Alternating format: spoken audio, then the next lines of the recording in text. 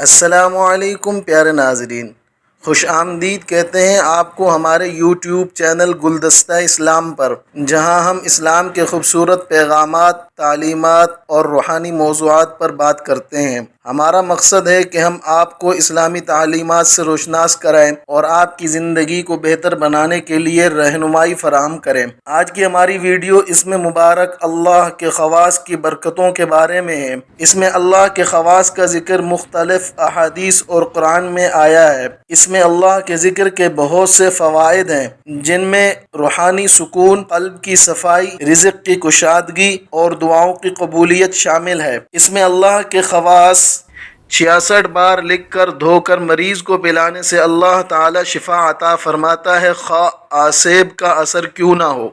جو ہر نماز کے بعد 7 بار هو اللہ الرحیم پڑھتا رہے گا، اس کا ایمان سلب نہیں ہوگا اور وہ شیطان کے شر سے محفوظ رہے گا۔